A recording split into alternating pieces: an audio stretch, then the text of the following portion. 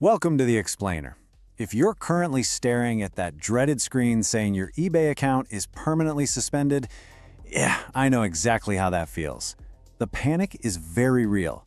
Your income stream feels like it literally just evaporated overnight, and you're scrambling for answers. But hey, take a deep breath. Today, we're going to break down the exact facts and walk through your recovery steps clearly and systematically. Let's get right to work. Right now, you're probably asking yourself the one massive terrifying question. Is my eBay business gone forever? Honestly, it's the ultimate fear for any seller.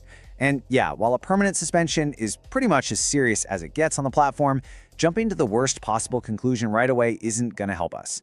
Understanding the actual data and figuring out how eBay's risk system really works, well, that's our critical first step to planning your next move. So, here's our roadmap for today.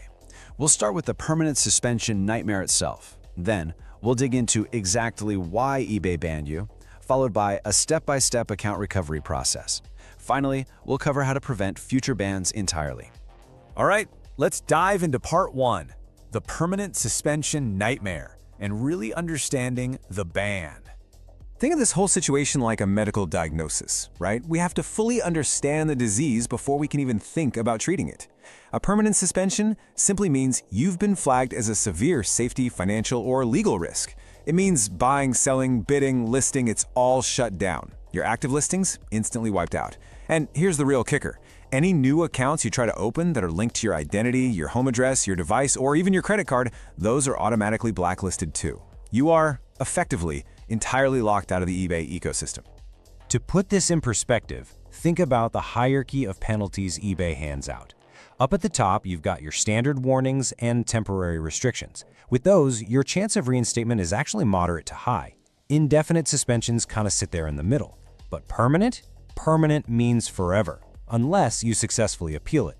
Your accounts are totally blocked, and truthfully, the baseline chances of coming back are very low. It's a really stark contrast to a standard warning, which is why we need a solid game plan. But unfortunately, the nightmare doesn't always stop at just losing your listings.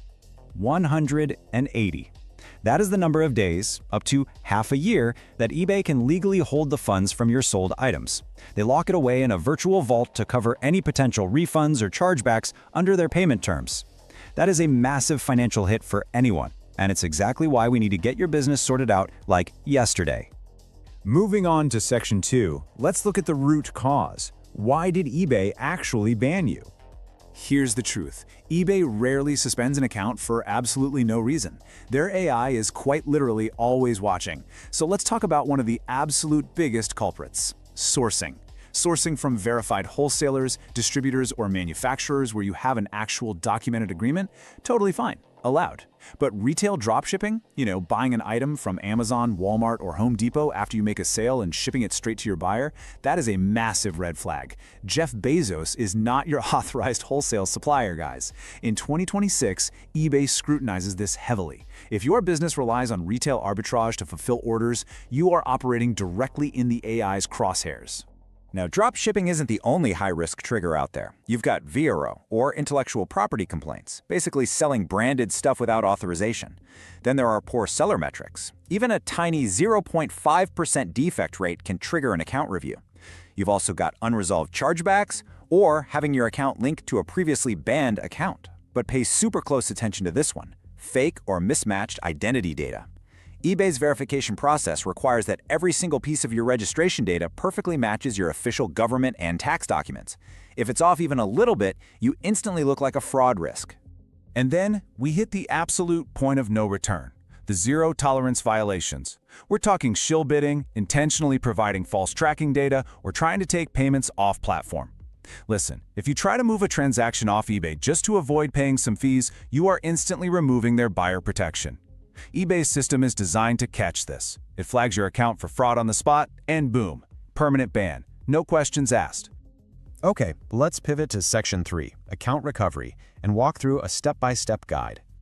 It's time to stop dwelling on the damage and grab onto a concrete lifeline. Here is your 5-step systematic recovery process. Step 1, analyze your suspension notice and data. Step 2, correct the underlying problems outside of eBay. Step 3, draft a highly professional plan of action. Step 4, submit that appeal via the official channels. And Step 5, decide on your next steps if you get denied. Consider this your official survival playbook. Let's break down those first two crucial steps. You absolutely must download your last 90 to 180 days of performance data to figure out the exact root cause of the ban. Why? Because eBay is simply not going to restore your access if the risk to their platform is still there. Fixing the problem outside of eBay is completely mandatory before you even think about hitting that appeal button. If you owe fees, pay them up. If you are retail dropshipping, stop immediately and secure legitimate wholesale supplier contracts. Get those chargebacks resolved. You have to cure the disease first.